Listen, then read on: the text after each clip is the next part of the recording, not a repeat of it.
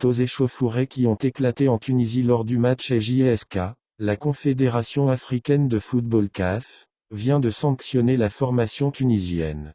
Dans le cadre des quarts de finale de la Ligue des champions africaine, la JSK s'est déplacée en Tunisie pour disputer la manche retour face à l'Espérance de Tunis où évolue le défenseur international algérien Mohamed Amin Toubé.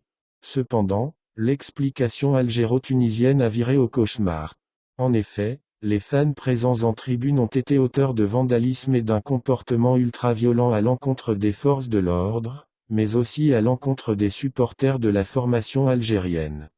Par ailleurs, la Confédération africaine de football a communiqué aujourd'hui les sanctions à la suite des dépassements survenus ce jour-là au stade Hamadi Agrebi de la ville de Radé.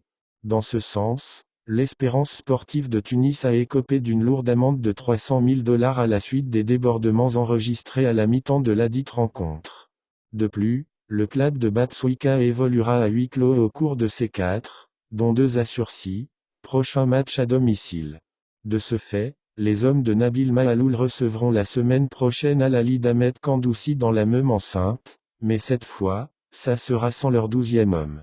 Les premiers responsables du football africain ont même menacé d'exclure les 100 et hors de toute compétition continentale pour une année en cas de récidive des débordements durant les 12 prochains mois.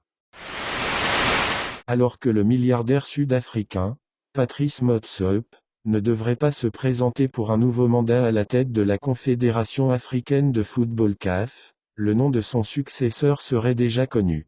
Le célèbre journaliste algérien, Hafid Deradji, avait dévoilé lors de son émission hebdomadaire pour le média Win que le mandat du milliardaire sud-africain, Patrice Motsepe, à la tête de l'instance continentale, prendra fin en juillet de cette année.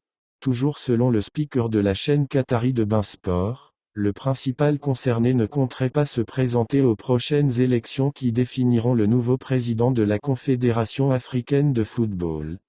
Par ailleurs, selon les informations du technicien algérien Hakim Sebaha, consultant de la chaîne qatari Al-Kas, l'actuel président du Liberia, et ancienne gloire de la sélection des Lone Stars, Joro Weah, devrait succéder à Patrice Motsepe à la CAF. Le compte à rebours est donc enclenché pour le lancement de l'Assemblée générale extraordinaire de la Confédération africaine de football, qui aboutira à la sélection d'un nouveau patron pour le football africain.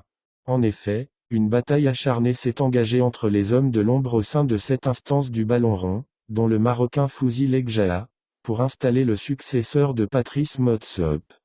Il est important de mentionner que le départ de Patrice Motsepe pourrait chambouler tous les paramètres concernant l'attribution de l'organisation de la CAN 2025 ainsi que celle de 2027.